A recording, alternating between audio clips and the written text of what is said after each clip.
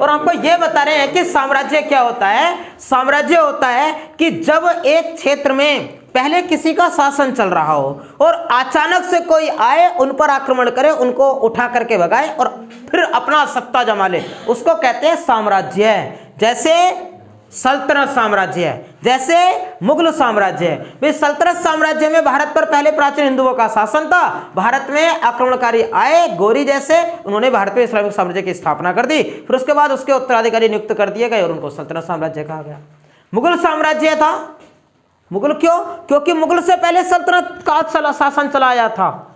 बादशाह बाबर आया, उसने आक्रमण किया, पहले वालों को हटाया, खुद शासन करने लग गया, तो क्या कहलाया? साम्राज्य। जैसे भारत में भारतीय लोग शासन चला रहे थे, जैसे चल रहा था, उसके बाद अंग्रेज आए, अंग्रेजों ने भारत को अपने हाथों में ले लिया, तो क्या कहलाया? ब्रिटिश साम्राज्य। कहेंगे नहीं? क्या वर्तमान में कांग्रेस बीजेपी की सरकार है, तो क्या इसको बीजेपी साम्राज्य कहेंगे?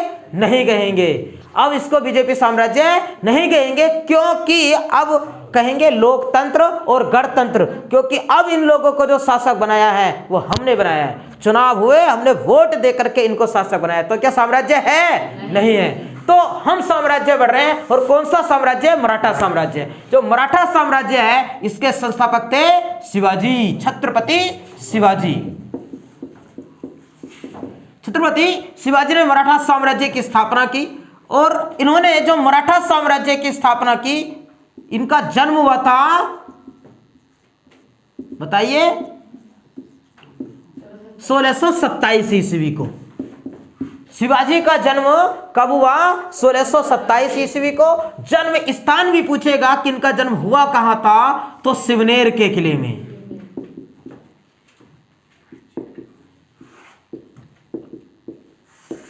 सिवनेर के किले में इनका जन्म हुआ। और छत्रपति जो शिवाजी हैं, इनकी माता का नाम था जीजाबाई, पिता का नाम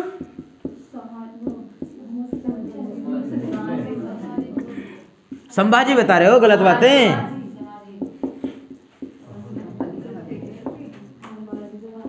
शाहजी भोसले। और इनके जो दादाजी थे वो थे इनके गुरु कोणदेव। और जब पूछेगा कि इनके आध्यात्मिक गुरु कौन थे, तो रामदास। जब पूछे कि इनके व्यक्तित्व जीवन पर किसका प्रभाव था, तो इनके दादाजी कोणदेव का, क्योंकि जो इनकी माता थी जीजाबाई, मानते हैं कि 10-12 दिन के बाद ही उनका इंतकाल हो गया था, तो उनकी मृत्यु हो गई थी। और उनके फिर दादाजी ने इनको मोटिवेटेड कहानियां सुना करके इतना बड़ा किया और इतना महान कर दिया कि औरंगजेब जैसी सेना से लोहा लेने लग गए। फिर ये तो छत्रपति शिवाजी जो शासक बने, इनका जो राज्याभिषेक हुआ वर्ष 1674 ईस्वी को।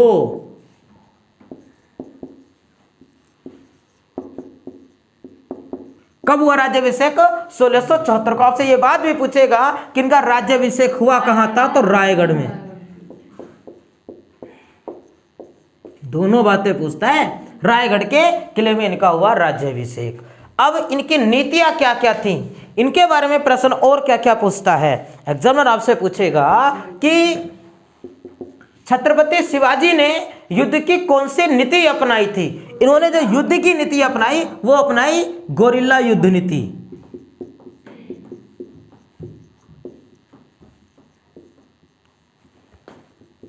गोरिल्ला युद्ध नीति। ये गोरिल्ला युद्ध नीति क्या होती थी? गोरिल्ला युद्ध नीति होती है कि अभी इनके पास इतनी विशाल सेना तो नहीं है कि इनका जो ज्यादातर सामना चलता रहा ना, वो चलता रहा औरंगजेब से। और औरंगजेब के पास जितनी विशाल सेना है, उतनी विशाल सेना शिवाजी के पास अभी है नहीं। तो क्या करते थे शिवाजी ये करते थे कि जब औरंगजेब की सेना की एक टुकड़ी कहीं जा रही होती है, एक स्थान से दूसरे स्थान पर जब जा रही होती थी, तो पहाड़ी क्षेत्र में छुप जाते थे। और पहाड़ी क्षेत्र में छुप करके, पहाड़ियों पर छुप करके वहीं से पत्थरों को बरसाना शुरू कर देते थे, या एक टुकड़ी को सेना की उनकी को घेर लिया और उन पर वार करके उनको हरा देते थे। ये कार्य करते गुरिल्ला युद्ध नीति। गुरिल्ला युद्ध नीति, इसको गुरिल्ला युद्ध नीति या छद्म युद्ध नीति कहा गया था, यानी छापामार युद्ध नीति इसको कहा गया था। किसने अपनाई? शिवाजी ने। वैसे शुरुआत तो मलिक अंबर करके गया था, कभी पढ़ाएंगे वो साम्राज्य तो बताएंगे आपको। मलिक अंबर ने इसको शुरू किया था, इन्होंने अपनाई ये वाली युद्ध नीति। और क्या कहता था औरंगजेब इनको? औरंगजेब इनको कहता था साहसी चूहा नहीं, पहाड़ी चूहा। पहाड़ी चूहा, पहाड़ी चूहा कहता था, साहसी डाकू कहता था और राजा भी कहा था। पूछेगा एग्जामिनर कि शिवाजी को पहाड़ी चूहा किसने कहा, शिवाजी को साहसी डाकू किसने कहा और शिवाजी को राजा किसने कहा? ये तीनों पदवियां किसने दी? औरंगजेब ने। किसको? शिवाजी को। शिवाजी ने, रफ कर रहे इसको, बोर्ड भर गया, वहां तक का तो दिखाई दे रहेगा। शिवाजी ने 2 कर शुरू किए। एक कर तो कहलाया इनका चौथ और दूसरा सरदेशमुखी। बहुत पूछता है इनको।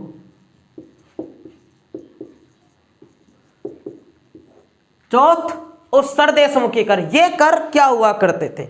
ये कर ये हुआ करते थे कि जो साम्राज्य थे, कुछ उन साम्राज्यों पर अपना दावा सिद्ध करते थे कि मैं आप पर आक्रमण कर दूंगा। जो छोटे साम्राज्य थे, खास तौर पर वो क्षेत्र, छोटे क्षेत्र जो औरंगजेब के अधिक क्षेत्र में आते थे, वहां के छोटे छोटे जो सूबेदार लोग थे, उन पर अपना डर दिखाते थे कि आप पर आक्रमण कर दिया जाएगा, मेरी सेना आपको ध्वस्त कर देगी, या फिर आप मुझे उसके बदले में कुछ टैक्स दो। और कुल टैक्स का, वो जो टैक्स वसूलते थे सूबेदार, उनके टैक्स का 1/4 भाग वसूलता था, ले लेते थे ये कि 1/4 भाग उसका मुझे दे दो। तो उसको कहा गया चौथ। और इसके अलग जो दूसरे वाले साम्राज्य थे, जैसा हम पुरानी फिल्मों में देखते थे कि हफ्ता वसूली चलती थी, हफ्ता वसूली पुरानी फिल्मों में, तो उसी प्रकार से जो इनसे अलग के साम्राज्य थे, उन साम्राज्यों पर अपना दावा सिद्ध करते थे कि मैं एक सरदेशमुखी हूं, मैं बहुत बड़ा योद्धा हूं और आपको इसके बदले मुझे टैक्स देना पड़ेगा। मतलब अपने आप को साहसी दिखाने के लिए, अपने आप को एक योद्धा दिखाने के लिए शिवाजी उनसे जो टैक्स वसूलते थे उसको क्या कहा गया था? सरदेशमुखी कर। और जो कर ये कहा जाता कि आप पर आक्रमण कर देंगे वरना आप हमें टैक्स दो, उसको क्या कहा गया? चौथ कहा गया। ये दोनों कर चलवाए हैं शिवाजी ने। कौन से युद्ध की नीति अपनाई? गोरिल्ला युद्ध नीति। औरंगजेब ने इनको क्या क्या कह दिया? पहाड़ी चूहा, साहसी डाकू और राजा की पदवी किसने दी? औरंगजेब ने इन सबको कह दिया। और आगे देखते हैं अब, इसके अतिरिक्त शिवाजी के 2 सवाल पूछेगा कि दक्षिण के सूबेदार ने शिवाजी को पकड़ने के लिए किसे भेजा था? शाइस्ता खां को। दक्षिण के सूबेदार ने, औरंगजेब भी तो इससे, हाँ, जो दक्षिण का सूबेदार का मतलब यह है कि जो औरंगजेब था, औरंगजेब ने, एक तो राजा तो दिल्ली की गद्दी पर बैठा है, लेकिन उसका जो दूर दराज का क्षेत्र है वहां सूबेदार नियुक्त कर देता था ना, कि जैसे राष्ट्रपति रहता है केंद्र में और जिले अलग अलग राज्यों में अपना राज्यपाल नियुक्त कर देता है, वो होता है ऐसा। उसी प्रकार से औरंगजेब यहाँ है और दक्षिण का जो सूबेदार था जिसका नाम बताइए? शाइस्ता खां। शाइस्ता खां था, उस शाइस्ता खां को भेजा पकड़ने के लिए।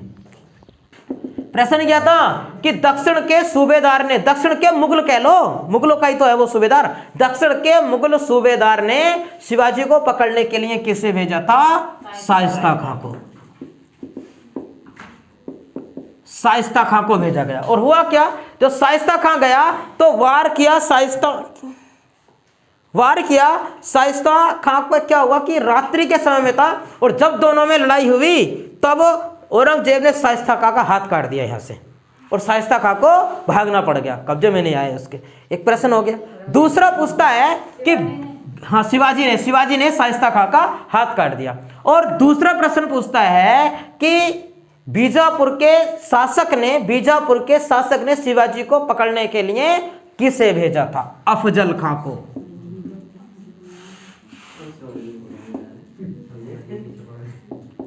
अफजल खां को भेजा। बीजापुर के शासक ने किसे भेजा?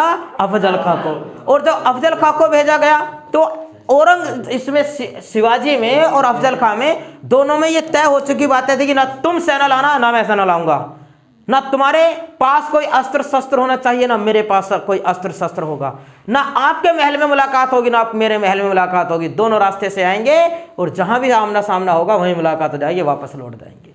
ये बातें हुई। जो दिन तारीख रखे गए, दोनों जाते हैं मिलने के लिए, और जब जाते हैं रास्तों में ही जब दोनों की मुलाकात होती है तो अफजल खां ऐसा प्रतीत कराता है शाहजहां को, उसको शिवाजी को, कि मैं बड़ा प्रसन्न हूं आपसे मिलकर, और गले मिलने के लिए इस प्रकार से हाथ बढ़ाता है। लेकिन वो अपने साथ खंजर ले गया। बात क्या हुई थी कि कोई भी अस्त्र शस्त्र लेकर के नहीं जाएगा, वो अफजल खां अपने साथ खंजर ले गया था, और जब इस प्रकार से गला लगना चाहा वो तो पीछे से शिवाजी के खंजर घोंपने ही वाला था। तभी शिवाजी ने क्या कार्य किया, उसको तेज करके पकड़ लिया। वहीं उनको पता चल गया कुछ गड़बड़ है, तेज करके पकड़ रहे और इतने कसकर के दबाया कि उन्होंने हाथ में जो कड़ा पहना हुआ था बगन का, उसी से दबा करके उसकी कहानी खत्म कर दी। दोनों प्रश्न बताओ। दक्षिण के मुगल सूबेदार ने शिवाजी को पकड़ने किसे भेजा? शाइस्ता खां को। बीजापुर के सुल्तान ने किसे भेजा? अफजल खां को। उसके बाद आगे प्रश्न पूछेगा कि जब एक बार किसी संधि के अंतर्गत, एक तो संधि हुई थी 1665 ईस्वी को शिवाजी और जयसिंह के बीच पुरंदर की संधि, शिवाजी और जयसिंह के बीच पुरंदर की संधि हुई थी, लिखते हैं यहां।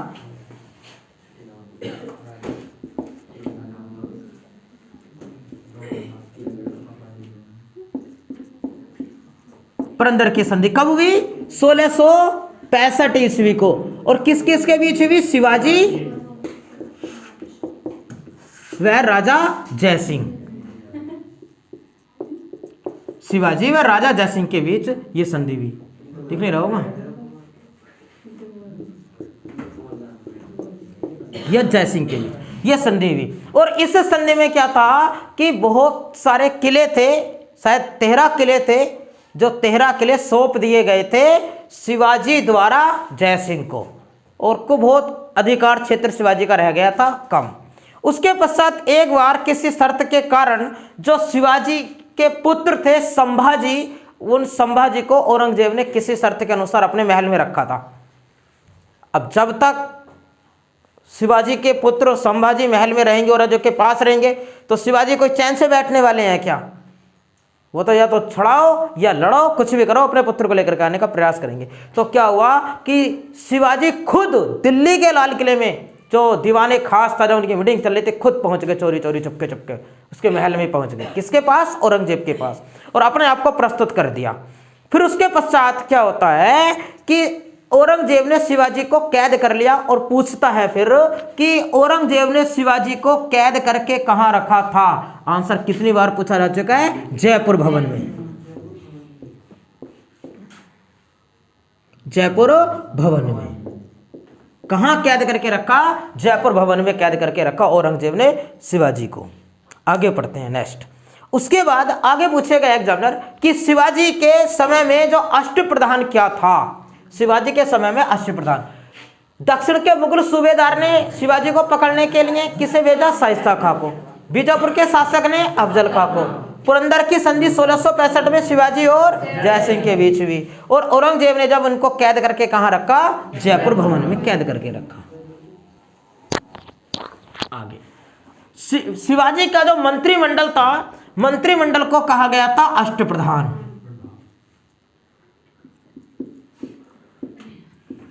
एकदम पूछता है कि शिवाजी के समय में अष्टप्रधान क्या था? तो आंसर क्या होगा? मंत्रिमंडल। उनका था ये मंत्रिमंडल। और जो मंत्रिमंडल में कुछ पद हुआ करते थे, उन पदों के नाम एग्जामिनर पूछता है कि सबसे ऊंचा पद कौन सा था? सबसे ऊंचा पद क्या था? सबसे ऊंचा पद था पेशवा का पद। और पेशवा किसे कहा जाता था? प्रधानमंत्री को। प्रधानमंत्री को कहा जाता था पेशवा। एक होता था अमात्य,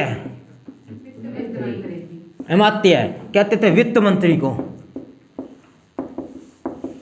एक होता था सुमंत, ये होता था विदेश मंत्री।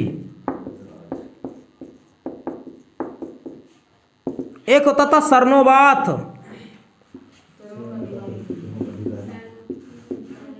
सरनोबात होता था सेना का प्रमुख, सेना प्रमुख हुआ करता था। एक था पंडित राज,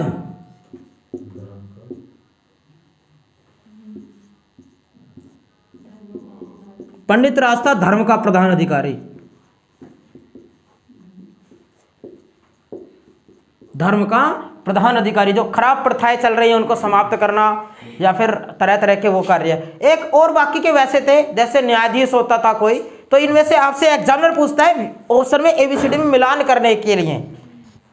अष्टप्रधान क्या है उनका? मंत्रिमंडल। ये मंत्रियों के पद होते थे, जैसे वर्तमान में होते हैं कोई कृषि मंत्री, रक्षा मंत्री, विदेश मंत्री, तो उस समय के मंत्री पद को अष्टप्रधान कहा जाता था। और शिवाजी की जो मृत्यु हुई, शिवाजी की मृत्यु हो गई वर्ष 1680 ईस्वी को, शिवाजी की मृत्यु। और शिवाजी की मृत्यु हुई कहां? रायगढ़, रायगढ़ में शिवाजी की मृत्यु हो गई। उसके बाद आगे पूछता है कि शिवाजी के उत्तराधिकारी कौन बने? शिवाजी के उत्तराधिकारी बने, इसको रफ कर लें, शिवाजी के उत्तराधिकारी बने उनके पुत्र संभाजी, उनके पुत्र संभाजी। दिख रहा है?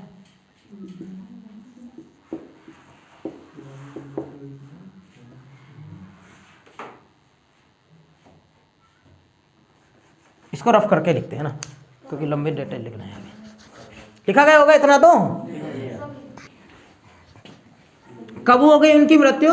1680 ईस्वी को। मृत्यु हुई कहां? रायगढ़ में उनकी मृत्यु हो गई।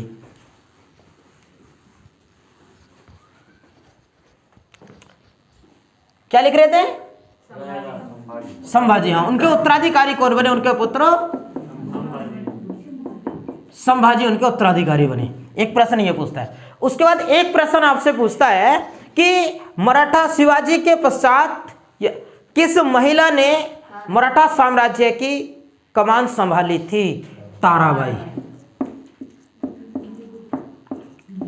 मराठा साम्राज्य की कमान किस महिला ने संभाली? एक मातृ महिला थी ताराबाई, ये मराठा साम्राज्य की कमान संभाली।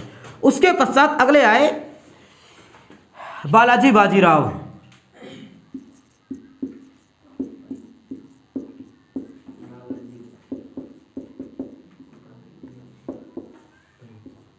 बालाजी बाजीराव, इनको किस नाम से जाना गया? नाना साहब के नाम से किसे जाना गया? इनका प्रश्न पूछता है कि किस मराठा शासक को नाना साहब के नाम से जाना जाता था? तो बालाजी बाजीराव को जाना जाता था। आपने एक फिल्म देखी हो, फिल्म कौन सी थी? वो अभी पानीपत आई थी 1761 ईस्वी में, जो पानीपत की तीसरी लड़ाई लड़ी गई थी मराठों और अहमद शाह अब्दाली के बीच में।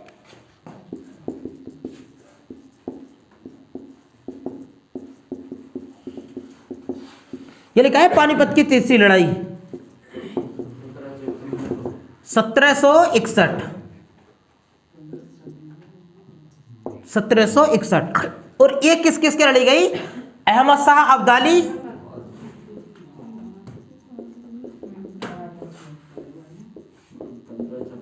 अहमद शाह अब्दाली और दूसरा कौन? ये बालाजी बाजीराव।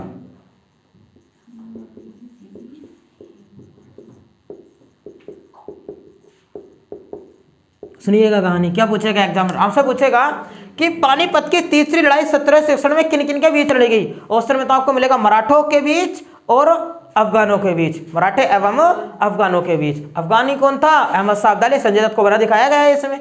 और बालाजी बाजीराव कौन है? ये मराठे हैं, इनके बीच में लड़ी गई। ये मराठा साम्राज्य से पूछे जाने वाले प्रश्न है। मराठा साम्राज्य और एक सिख धर्म, दो टॉपिकों को आज हमने क्लियर कर लिया है। बाकी की चर्चा करेंगे। पहले सिख धर्म में जो सिख शब्द है, इससे सिख शब्द का अर्थ होता है शिष्य, शिष्य। पंच का इस पर एग्जाम में प्रश्न कि सिख धर्म में जो सिख शब्द है उस शब्द का अर्थ क्या है? शिष्य है। और सिख धर्म के जो संस्थापक हैं उसमें 10 गुरु हुए हैं। गुरु नानक जी इसके संस्थापक थे और उसके जो उत्तराधिकारी बनते चले गए उनको कहा गया गुरु। जिस प्रकार से मैंने पिछले दिनों आपको पढ़ाया कि जो जैन धर्म था, जैन धर्म में जो कहा जाता था उनको कहते थे आचार्य। जैन धर्म में आचार्य कहा जाता था। इस्लाम धर्म में क्या कहा जाता था? खलीफा। इस्लाम धर्म में मोहम्मद साहब के उत्तराधिकारियों को खलीफा कहा गया। जैन धर्म में उनको आचार्य कहा गया और यहां इनको कहा गया गुरु। और सिख धर्म में कुल कितने गुरु हुए? 10 गुरु हुए। सबसे पहले जो गुरु थे गुरु नानक जी थे, गुरु नानक जी। गुरु नानक जी का जन्म हुआ वर्ष 1469 ईस्वी को। 1469 ईस्वी को किस स्थान पर हुआ? तलवंडी में। तलवंडी में हुआ, और तलवंडी कहां पड़ता है? पाकिस्तान में। अब वर्तमान में इस पे से प्रश्न आपसे पूछेगा कि तलवंडी को वर्तमान में किस नाम से जाना जाता है? इसको वर्तमान में कहते हैं ननकाना साहिब। ननकाना साहिब के नाम से। सिख धर्म के संस्थापक गुरु नानक जी, और गुरु नानक जी का जन्म कब हुआ? 1469 ईस्वी को तलवंडी में हुआ। तलवंडी कहां पड़ता है? पाकिस्तान में। ननकाना साहिब के नाम से वर्तमान में किसे जाना जाता है? तलवंडी को या गुरु नानक जी को? तलवंडी को। स्थान की बात कर रहे हैं, याद रखना है कभी। गुरु नानक जी को, गुरु नानक जी को नहीं कहते, तलवंडी का ननकाना साहिब के नाम से जानते हैं। गुरु नानक जी ने स्थापना की सिख धर्म की, और इनके द्वारा शुरुआत की गई 3 व्यवस्थाओं की। एक तो संगत व्यवस्था, एक पंगत व्यवस्था, और एक लंगर व्यवस्था। हाँ, लंगर व्यवस्था तो आपको बताया। लंगर व्यवस्था होती है जिसमें मुफ्त में भोजन दिया जाए, इस व्यवस्था को कहते हैं लंगर व्यवस्था। और जो ये लंगर व्यवस्था है, ये कैसे, जैसे शादी में या दावत में जब खाना खिलाते थे पहले, अब तो खैर स्टैंडर्ड तरीका आ गया है, तो उसमें पंगत लगाई जाती थी, उस पर बैठाया जाता था, एक फर्श भी लगाते थे, उस पर बैठा करके, तो पंगत ये भोजन कराने की प्रथा। और संगत क्या होती थी? संगत होती है ऐसे लोगों का ग्रुप, क्या कहलाता है? संगत कहलाया। तो संगत, पंगत और लंगर व्यवस्था की शुरुआत किनके द्वारा की गई? गुरु नानक जी के द्वारा शुरुआत की गई। सिख धर्म के संस्थापक गुरु नानक जी, पहले गुरु की चर्चा हो गई है समाप्त। इनसे संबंधित जो एग्जामिनर प्रश्न पूछता है वो लिखे गए हैं। उसके बाद जो दूसरे गुरु आए, दूसरे गुरु अंगद जी। बात क्या थी सुनिएगा।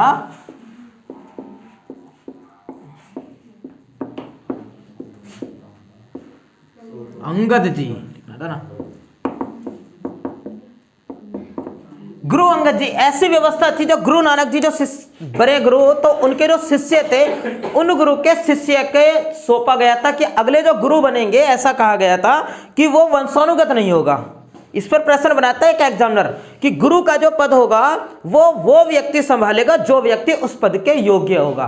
तो ज्यादातर यही होता था कि जो पहले गुरु के शिष्य होते थे उन्हीं को गुरु गद्दी सौंप दी जाती थी। तो ऐसे पूछेगा कि गुरु अंगद जी किनके शिष्य थे? गुरु नानक जी के। पहचान लेंगे कि दूसरे ये हैं तो पहले वालों के शिष्य रहे होंगे। और इनका जो मूल नाम था वो था लहना। आपको शॉर्ट में लिखना है, मूल नाम क्या था? लहना। गुरु अंगद जी का मूल नाम लहना था। गुरु अंगद जी ने क्या कार्य किया? जो लंगर व्यवस्था थी उस लंगर व्यवस्था को स्थायी बना दिया। क्या थी लंगर व्यवस्था?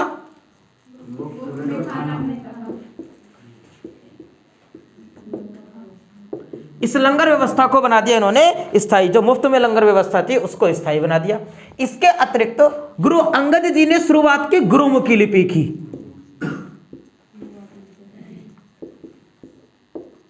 गुरुमुखी लिपि इन्होंने बनाई। गुरुमुखी लिपि बनाई। आप बताइए क्या होती है लिपि? मतलब लिखने का एक तरीका। ये जो लिखा जा रहा है बोर्ड पर, ये कौन सा तरीका है? देवनागरी। हिंदी, नेपाली, मराठी और एक संस्कृत। संस्कृत और ये हिंदी आपने पढ़ भी रखी है। ये देवनागरी लिपि की लिपियां हैं। चारों भाषाएं देवनागरी लिपि में लिखी जाती हैं। तो जो पंजाबी है, वो पंजाबी किस लिपि में लिखी जाती है? वो गुरुमुखी लिपि में लिखी जाती है। और वो गुरुमुखी लिपि के प्रवर्तक कौन रहे? गुरु अंगद देव जी ने इस लिपि की शुरुआत की। इसके बाद नंबर 3 गुरु आते हैं।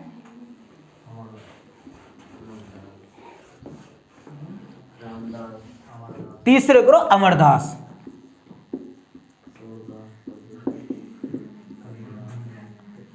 तीसरे गुरु अमरदास जी।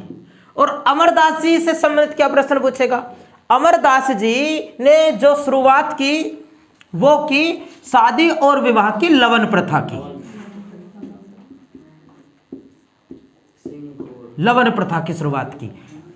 लवन प्रथा किससे संबंधित है? शादी विवाह से। जिस प्रकार से देखो ये जो गुरु थे ना अमरदास जी, इन्होंने सबसे ज्यादा योगदान दिया कि जो सिख धर्म था उस सिख धर्म को हिंदू धर्म से चेंज करने का, हिंदू धर्म से कुछ अलग बनाने का इन्होंने कार्य किया। इन्होंने जैसे हिंदू धर्म में जो फेरे होते हैं, शादी होती है, उसमें अग्नि को साक्षी मान करके फेरे लिए जाते हैं, तो इस प्रथा में गुरु ग्रंथ जो पुस्तक है उस पुस्तक को साक्षी मान करके फेरे लिए जाते हैं। तो इस व्यवस्था की शुरुआत इनके द्वारा की गई। इसके अतिरिक्त तो इनके द्वारा शुरुआत की गई 22 गुरु गद्दी की, 22 गुरु गद्दी की स्थापना इन्होंने की।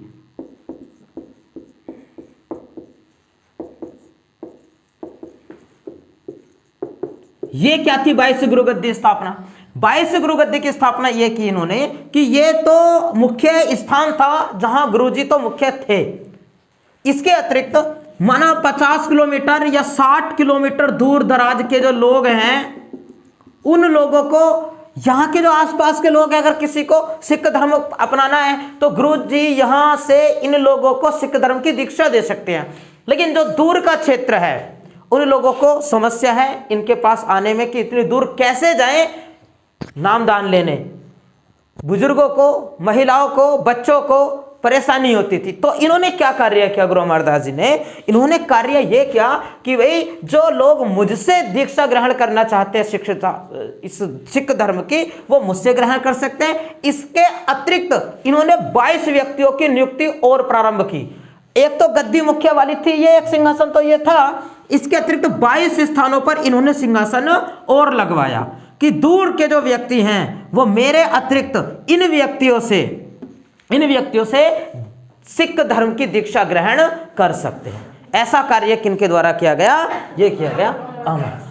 और अमरदास जी के जो शिष्य थे, इनके शिष्य थे रामदास। इनके शिष्य रामदास जी थे।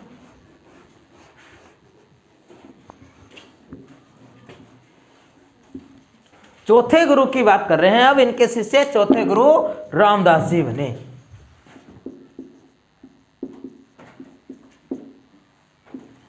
गुरु रामदास जी ये चौथे नंबर के। इनके द्वारा क्या कार्य किया गया?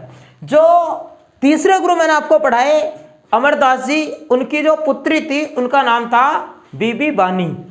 अब जो बीबी बानी थी तीसरे गुरु की पुत्री, उन्होंने अपनी पुत्री का विवाह अपने शिष्य रामदास जी से कर दिया और जो अगले गुरु बना दिए वो भी रामदास जी बना दिए। अकबर ने, आपको याद होगा कि चौथे गुरु रामदास जी को 500 बीघा जमीन दान में दी थी। वो इनको नहीं दी गई थी, किनको दी गई थी? बल्कि इनकी पत्नी को। लेकिन सिख गुरुओं के ऑप्शन देखा तो आप यही लगाएंगे ना, तो क्या आएगा इसमें? अकबर ने भूमि दान दी।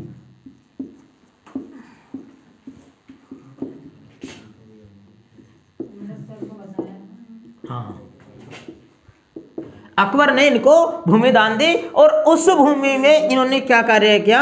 अमृतसर को बसाया।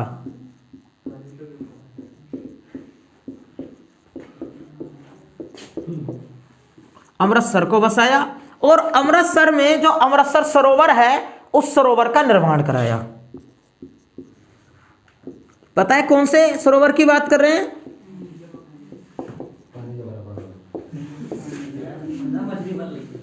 अमृतसर सरोवर का निर्माण इनके द्वारा कराया गया। और जो पांचवें गुरु आए, पांचवें गुरु अर्जुन देव जी, एक तो व्यवस्था इनके द्वारा और क्या की गई? इनके द्वारा यह कार्य किया गया। चौथे गुरु जी ने यह घोषणा कर दी कि भाई अब जो अगले गुरु बनाए जाएंगे वो शिष्य नहीं होंगे। शिष्य क्या शिष्य नहीं, इन्होंने कहा कि वे वो वंशानुगत होंगे। जैसे अब तक क्या होता था कि जो योग्य लगता था उस पद को संभालने लायक उसको अगला गुरु बना दिया जाता था। लेकिन इन्होंने क्या कह दिया कि अब जो गुरु पद है वो कैसा होगा?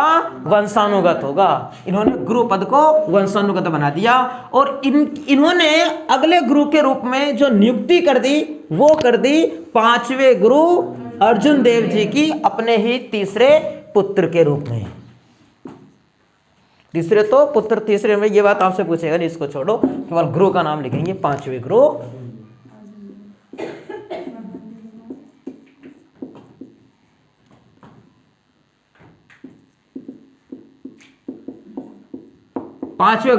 अर्जुन देव जी।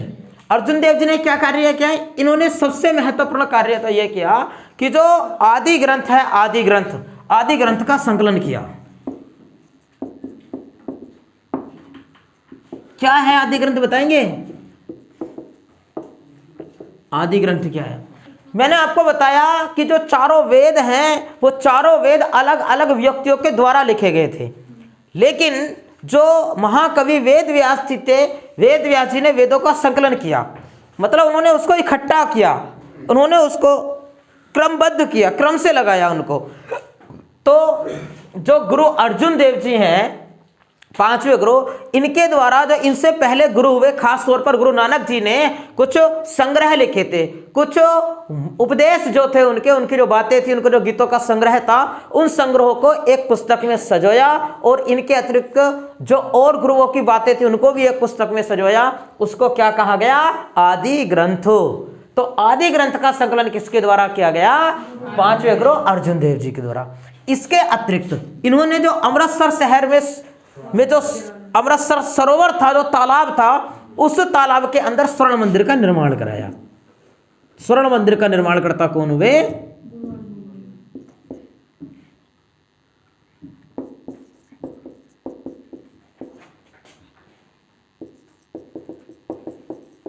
बताइए। और भी पूछता है कि स्वर्ण मंदिर का पहला नाम क्या था?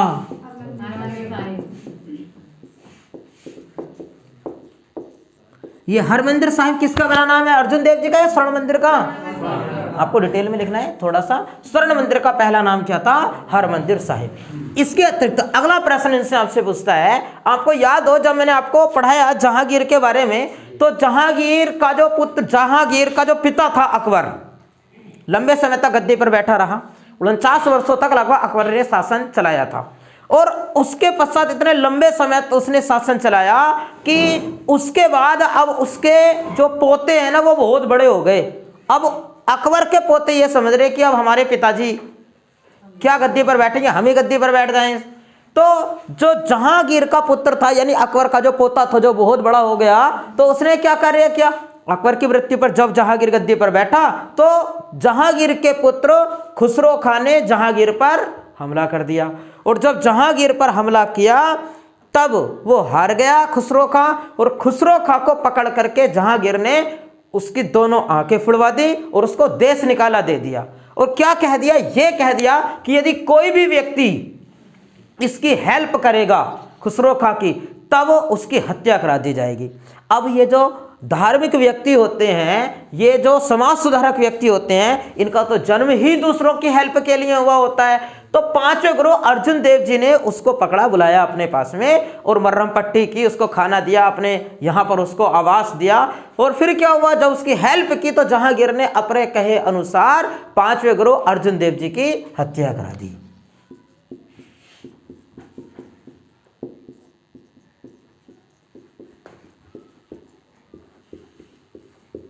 कौन से गुरु की? पांचवें गुरु अर्जुन देव की हत्या किसने कराई? जहांगीर ने। और क्यों कराई? क्या इस्लाम धर्म ना कबूलने के कारण? पहले ऑप्शन पर मिलेगा नहीं। इन्होंने अपने एक जो गुरु जहांगीर का पुत्र था उसकी हेल्प की थी। नाम क्या था उसको? खुसरो खां की हेल्प के कारण। आगे बढ़ते हैं। नंबर 6 गुरु।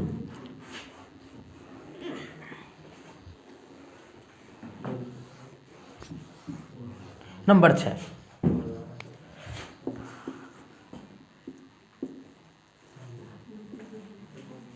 कौन से आएंगे?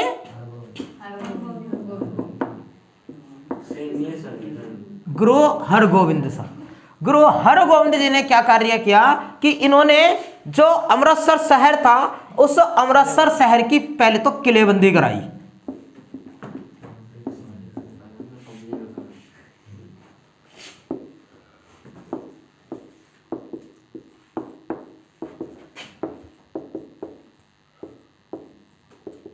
किन सिख गुरु ने अमृतसर शहर की किलेबंदी कराई? हरगोविंद ने। और इसके बाद हरगोविंद ने क्या देखा? इन्होंने ये देखा कि जब जो हमारा सबसे ऊंचा पद है सिख धर्म में, गुरु पद, उस गुरु पद की ही हत्या करा दी, गुरु की ही हत्या करा दी जहांगीर ने, तो यह आम नागरिक और नागरिक क्या है? ये तो जब चाहेगा जब जिसकी हत्या करा देगा। तब उन्होंने क्या कार्य किया कि हम जहांगीर के अत्याचारों को सहन नहीं करेंगे, और इन्होंने क्या कार्य किया, हरगोबिंद सिंह ने जो सिख धर्म था उस सिख धर्म को सैन्य संगठन में तब्दील कर दिया। अर्थात ये कह दिया सिख धर्म अपनाने वाले लोगों से कि हमें बिल्कुल अलर्ट रहना है, अगर हम पर कोई अत्याचार करता है तो हम उसको बर्दाश्त नहीं करेंगे, उसका जवाब देना है, और रणनीति युद्ध की सारी कौशल विद्याएं सीखनी है, एक सेना के रूप में रहना है मतलब की। और क्या किया कि 2 तलवारें बांध करके गद्दी पर बैठते थे। कौन से सिख गुरु 2 तलवारें बांधकर गद्दी पर बैठते थे?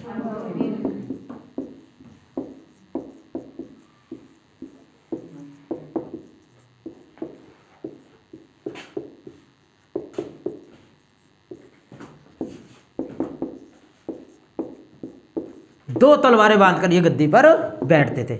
इसके अतिरिक्त इन्होंने अपना जो क्षेत्र था, मतलब जो जहां पर सिंहासन था, उस सिंहासन में इन्होंने नगाड़ा बजाने की शुरुआत की। सुनिएगा क्यों।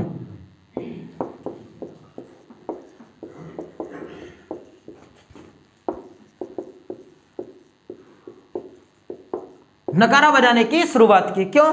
जो नकारा बजता है तो नकारे से ना, ढोल बजने से, मैंने आपको कहां कहां पढ़ाया कि जब प्राचीन समय में युद्ध होता था ना, तो कुछ युद्ध व्यक्ति युद्ध में ढोल बजाया करते थे, ढोल बजाते रहते थे, सेना लड़ती थी, उससे उत्साह मिलता था, मोटिवेशन मिलता था। आज भी दक्षिण भारत में, केरल में जो वेम्बनाड झील है, उस वेम्बनाड झील में जो वेलिंगटन द्वीप है, उसमें नौकाओं की प्रतियोगिता होती है।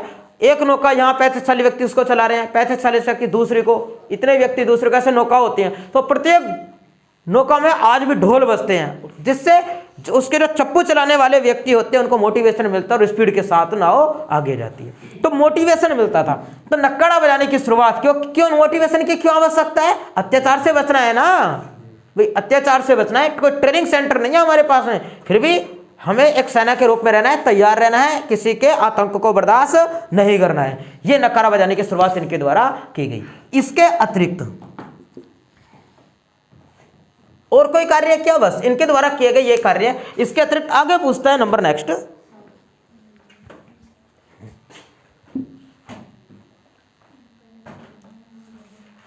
और कोई प्रश्न पूछता है इसका? हो गए इसके। नेक्स्ट आगे पूछेगा, 7वें नंबर के गुरु आते हैं हर राय जी। 7वें गुरु हर राय, नंबर 7।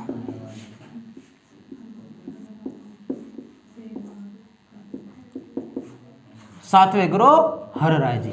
इनका प्रश्न, एक प्रश्न पूछता है कि कौन से वो सिख गुरु थे जिन सिख गुरु ने दारा सिकोह को आशीर्वाद दिया था? दारा सिकोह कौन था बताइए? शाहजहां का पुत्र, यानी कि औरंगजेब का बड़ा भाई, जिसको राजा बनना था। लेकिन हुआ क्या, 3 बार लड़ाइयां हुई थी औरंगजेब के बीच में और इसके दारा सिकोह के बीच में। भाई आपको याद हो कि जो शाहजहां था, जहांगीर की मृत्यु हो गई थी 1627 ईस्वी को, और 1627 ईस्वी में जहांगीर का पुत्र शाहजहां आ गया था। 1627 से लेकर 1658 तक शाहजहां रहा था। और औरंगजेब ने, शाहजहां का बड़ा पुत्र तो दारा सिकोह था, दारा सिकोह राजा बनना था, लेकिन औरंगजेब ने पहले ही अपने पिता शाहजहां को कैद कर लिया था, आगरा के किले में बंदी बना करके रखा, और दारा सिकोह शासक बनना था, लेकिन बड़े को हटा करके बड़े की जगह आप राजा बन गया था। ऐसे हुआ था। उसके पश्चात दारा सिकोह ने लड़ाई करनी प्रारंभ कर दी। किससे?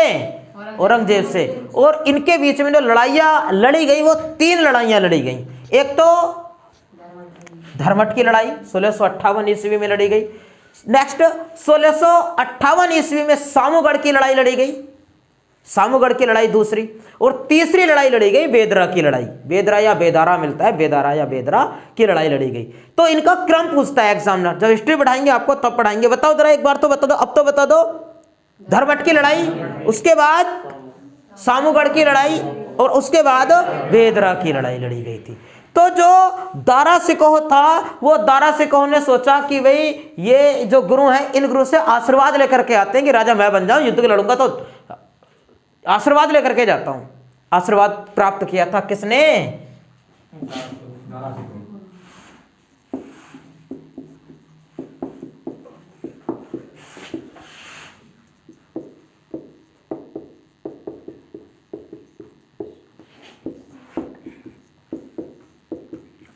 दारा सिकोह ने इनसे आशीर्वाद प्राप्त किया। इसके पश्चात नेक्स्ट गुरु 8वें गुरु आते हैं, 8वें गुरु हरकिशन।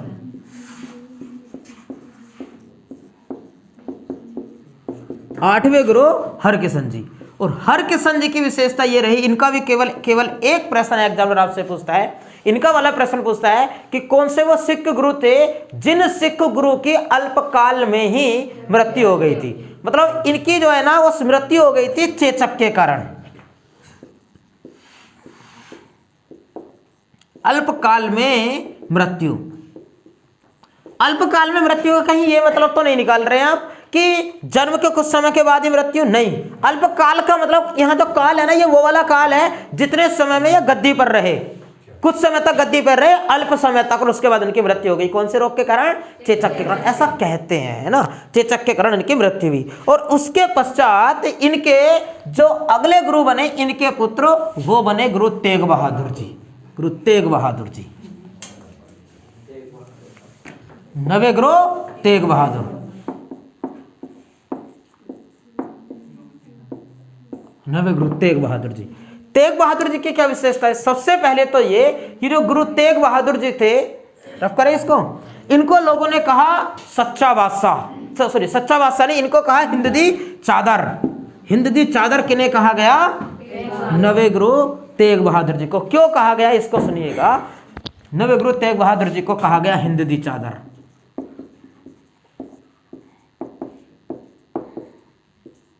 हिंद दी चादर का मतलब होता है हिंदुस्तान का रखवाला। हिंदुस्तान का रखवाला क्यों? पहले एक लाइन और लिख दें कि ये जो नवे गुरु तेग बहादुर जी थे, नवे गुरु तेग बहादुर जी की हत्या औरंगजेब ने करा दी थी। और औरंगजेब ने क्यों कराई? इस्लाम धर्म ना कबूलने के कारण।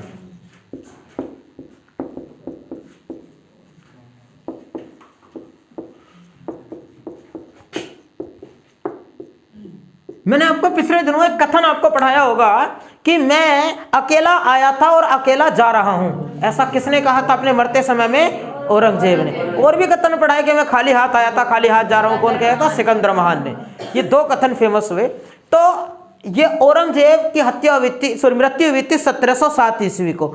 और औरंगजेब ने अहम कार्य किया था कि बहुत सारे लोगों को हिंदू से इस्लाम धर्म में परिवर्तित किया उसने। और उसके लिए उसने चाहे कुछ भी क्यों नहीं किया, साम दाम दंड भेद हर नीति को उसने अपनाया। एक सवाल एग्जामिनर आपसे पूछेगा कि किस मुगल शासक के समय में सबसे ज्यादा हिंदू सेना थी? तो औरंगजेब के समय सबसे ज्यादा हिंदू सैनिक औरंगजेब के समय थे। कारण क्या था? क्योंकि औरंगजेब ये कहता था कि या तो आप इस्लाम धर्म कबूल कर लो या मेरी यात्राएं सहनी पड़ेंगी। यात्राएं क्या होती थी? किसी को दीवार में जिंदा चिनवा देता था, पानी में डुबा देता था, जिंदा जलवा देता था, मतलब बड़ी क्रूरताएं देता था उन लोगों को। या तो मेरा इस्लाम धर्म कबूल करो या मेरी यात्राएं से नहीं पड़े। और तीसरा ऑप्शन इसके पास होता था, या मेरी सेना में शामिल हो जाओ। तो लोग दोनों का से बचने के लिए क्या तीसरा ऑप्शन अपनाते थे? इसकी सेना में शामिल हो जाते थे। औरंगजेब की क्या उसमें रणनीति थी? उसकी रणनीति ये थी कि जब युद्ध होगा, जो हिंदू सैनिक सेना में होंगे, युद्ध लड़ने जाएंगे, और मेरी सेना अगर मारी जाती है तो हिंदू मारे जाएंगे, तो कमी होगी। इस मतलब साम दाम दंड भेद इसने हर नीति को अपनाया। और जो मैंने अभी आपको पढ़ाए गुरु थे 8वें नंबर के, 8वें नंबर के कौन थे? गुरु हरकिशन जी। गुरु हरकिशन जी ने इनको अपने पास बुलवाया और उनसे पूछा, गुरु के पद के बारे में जानकारियां प्राप्त की। एग्जामिनर आपसे क्या पूछेगा कि कौन से वो सिख गुरु थे जिन सिख गुरु ने भेंट की थी औरंगजेब से? औरंगजेब से भेंट मतलब मुलाकात की थी। कौन से सिख गुरु? 8वें गुरु हरकिशन जी। और औरंगजेब ने इनसे भेंट क्यों की? बताओ, अपने गुरु के पद के बारे में आप मुझे जानकारियां दो। क्यों? औरंगजेब की भी तो डर है कि भाई जो छठे गुरु हैं, गुरु गोविंद सिंह जी, गुरु हरगोविंद जी, उन हरगोविंद जी ने सैन्य संगठन में तब्दील किया है। कहीं मेरे पीछे पीछे सिख धर्म के नाम पर या गुरु पद के नाम पर कहीं सेना तो खड़ी नहीं कर रहे, ये उनके बारे में जानकारी प्राप्त की। कौन से सिख गुरु से भेंट हुई थी? 8वें से, हरकिशन जी से। तो क्या हुआ कि जो तेग बहादुर जी थे, तेग बहादुर तो औरंगजेब चाहता ही नहीं था कि ये आगे बढ़े ये वाला धर्म। तो तेग बहादुर से भी कहा औरंगजेब ने कि आपको भी इस्लाम धर्म कबूल करना पड़ेगा। लेकिन क्या हुआ?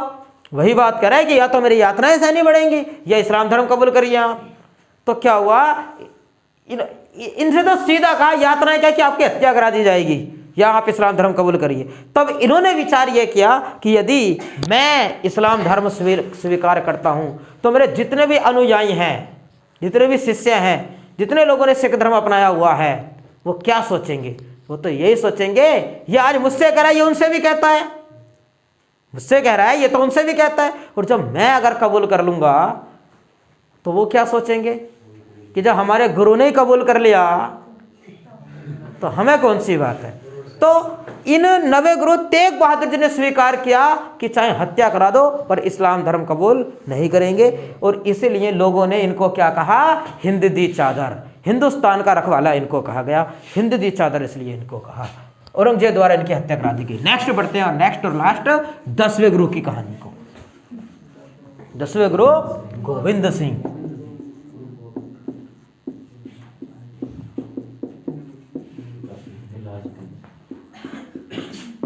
10वें गुरु गोविंद सिंह जी, इनके द्वारा किए गए कार्य में महत्वपूर्ण कार्य क्या क्या थे कि एक तो इनके द्वारा शुरुआत की गई थी पाहुल प्रणाली की।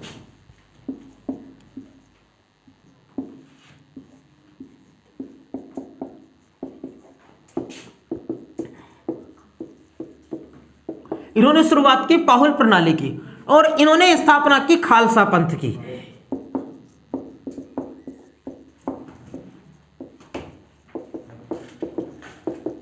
खालसा पंथ की स्थापना, इसकी तारीख भी पूछता है कि कब की थी?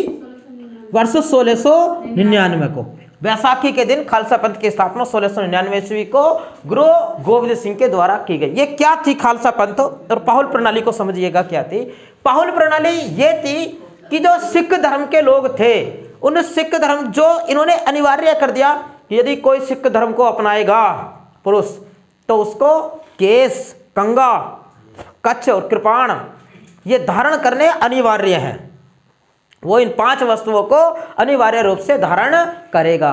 ये एक प्रणाली बनाई इन्होंने, एक प्रथा बनाई। इसको क्या कहा गया? इसको कहा गया पाहुल प्रणाली। और उसके बाद जिन लोगों ने इसको अपनाया उन लोगों का एक पंथ बन गया। पंथ मतलब एक धर्म बन गया, एक संस्था, मतलब यही है तो इसी के ग्रुप के वे लोग। तो उनको क्या कहा गया? उनको खालसा पंथ कहा गया। तो आपको चौंकना नहीं है कि पाहुल प्रणाली या खालसा पंथ अलग अलग है, एक ही है। ये एक प्रथा शुरू की, एक प्रणाली, एक नियम बनाया इन्होंने। प्रणाली मतलब नियम, एक सारणी बनाई, एक रूल बनाए। और जब इसको अपनाया गया, अपनाने वालों का संगठन क्या कहलाया? खालसा पंथ कहलाया। 1699 को वैसाखी के दिन गुरु गोविंद सिंह ने इस व्यवस्था की शुरुआत की। इसके अतिरिक्त इन्होंने शुरुआत की महिलाओं के नाम के साथ कोर,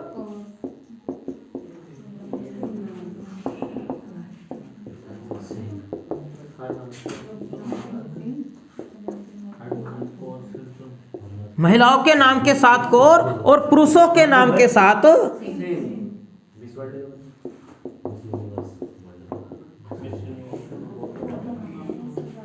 जो नाम के साथ सिंह लगाते हैं ना, उसको लगाने की शुरुआत किनके द्वारा की गई? वो गुरु गोविंद सिंह के द्वारा। इनके द्वारा और एक इन्होंने अपने आप को कहा था सच्चा बादशाह।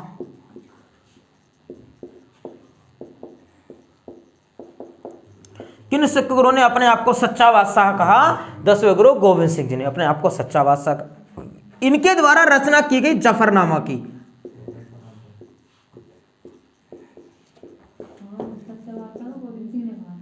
और ये कौन है?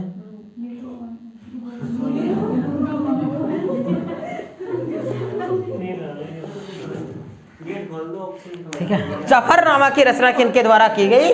गुरु गोविंद सिंह के द्वारा। इस जफरनामा को समझिए कि जफरनामा क्या था। जब गुरु गोविंद सिंह जी गद्दी पर विराजमान थे तो इनके 4 पुत्र थे।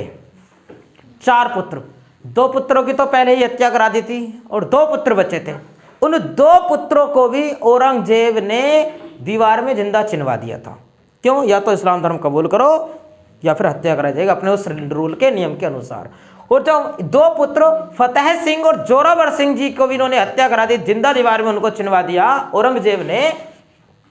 तब क्या हुआ? इन्होंने फिर तो यह डिसीजन ले लिया कि अब तो औरंगजेब से लड़ना ही पड़ेगा। और फिर तो जब हद होती है तो क्रांति होती है। कहते हैं कि जब जब होए धर्म की हानि, बाढ़े असुर अधम अभिमानी। तो फिर इन्होंने डिसीजन ले लिया कि अब तो औरंगजेब से लड़ना ही पड़ेगा, और एक पत्र लिखा, और उस पत्र को क्या कहा गया? जफरनामा। ये जफरनामा क्या था? औरंगजेब को लिखा गया एक पत्र था, और इसमें लिखा गया था कि औरंगजेब, अब हम तुझसे लड़ने के लिए तैयार हैं, अब हम तेरे आतंक को नहीं सहन करेंगे। लेकिन हुआ क्या? ऐसा कहते हैं कि इतना ये पत्र औरंगजेब के पास पहुंचता, इतना औरंगजेब मर गया। 1707 ईस्वी में औरंगजेब की कहानी हो जाती है समाप्त।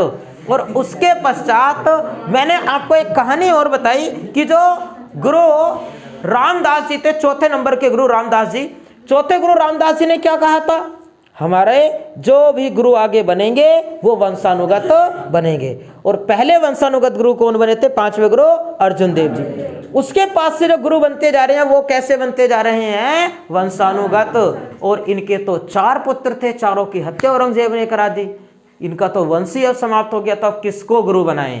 तब क्या हुआ कि जो गुरु गोविंद सिंह जी थे, इन गुरु गोविंद सिंह जी ने जो गुरु ग्रंथ साहिब पुस्तक है, जो आदि ग्रंथ थी, आदि ग्रंथ 5 गुरु अर्जुन देव जी ने संकलन किया था ना, तो उसमें इन्होंने और ऐड किए, और बातें, जो और गुरु आए उनके भी उपदेश, उनके नियम सब कुछ लिखे, और उसको क्या कहा गया फिर?